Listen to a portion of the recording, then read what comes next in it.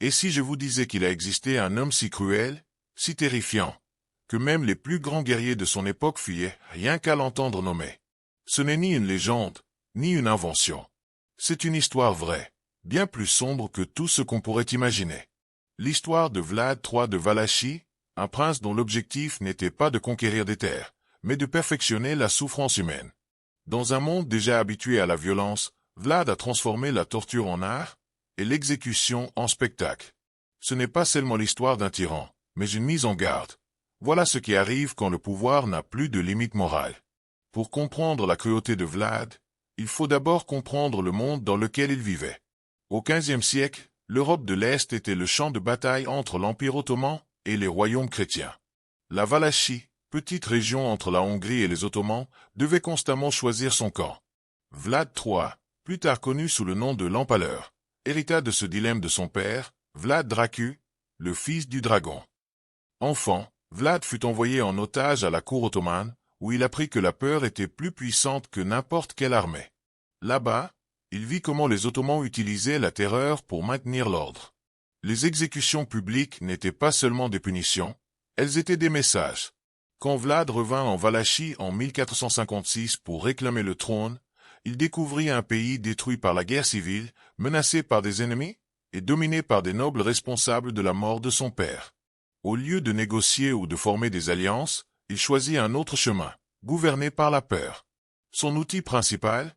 L'empalement. Mais pas un empalement rapide. Vlad avait perfectionné cette méthode pour que les victimes souffrent pendant des heures, voire des jours. Les pieux utilisés étaient émoussés, insérés par le rectum, en évitant les organes vitaux. Chaque corps était placé de manière précise, certains transpercés par la poitrine, la bouche ou l'épaule. Le but n'était pas seulement de tuer, mais de choquer. Vlad transformait ses exécutions en véritables spectacles de l'horreur. Les routes commerciales étaient bordées de forêts humaines, visibles de loin, remplies de corps empalés, parfois encore vivants. L'odeur, les cris, la vue, tout poussait les marchands à éviter la Valachie. Et ce n'était qu'un début. Vlad utilisait aussi l'écorchement, l'ébullition dans l'huile, et des machines pour briser les os lentement. Chaque méthode était pensée pour faire durer la douleur. L'un des événements les plus terribles fut la fête de Pâques de 1459. Vlad invita les nobles de Targovite à un banquet. Mais c'était un piège. Pendant la fête, les portes furent fermées. Les anciens furent empalés sur le champ. Les plus jeunes, avec leurs familles, furent envoyés construire son château comme esclaves. Vlad supervisa personnellement les exécutions, mangeant parmi les mourants, plaisantant, corrigeant l'angle des pieux. Certains corps furent même utilisés pour bâtir les fondations du château, symbole de son pouvoir absolu. Très vite, sa réputation franchit les frontières. Un marchand allemand décrivit une ville transformée en forêt de mourants, avec des centaines de pieux en cercle. Même le sultan Mehmed II, conquérant de Constantinople, fit demi-tour après avoir vu un champ rempli de 20 000 soldats ottomans empalés. Vlad avait compris que la peur était plus puissante que n'importe quelle armée. Les ambassadeurs étrangers venaient le rencontrer avec une prudence extrême. Un jour, des ambassadeurs ottomans refusèrent de retirer leur turban pour des raisons religieuses. Vlad ordonna qu'on leur cloue le turban sur le crâne. Puis il les fit empaler. Leurs corps furent exposés à la frontière, avertissant les prochains envoyés. Le sultan Mehmed II lança alors une immense campagne contre la Valachie. Vlad, en réponse, mena une guerre psychologique. Il laissa derrière lui des villages peuplés de cadavres empalés, des puits empoisonnés avec des corps, et des greniers remplis de restes humains. Chaque détail visait à effrayer. Il mena même un assaut de nuit sur le camp ottoman, visant la tente du sultan. Il ne voulait pas gagner militairement, mais montrer que même le plus puissant n'était pas à l'abri. L'attaque échoua, mais le message fut clair. En se repliant, il empala des centaines de soldats ottomans sur la route du retour. Leurs cris accompagnaient les troupes ennemies. Certains soldats désertèrent.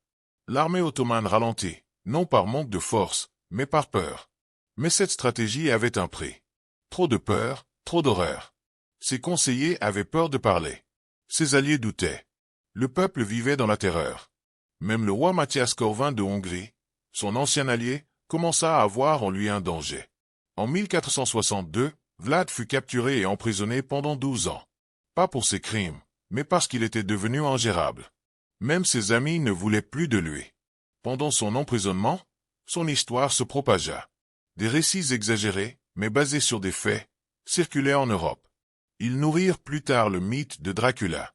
Quand il revint brièvement au pouvoir en 1476, il n'avait plus le même impact. Sa peur paralysante ne fonctionnait plus.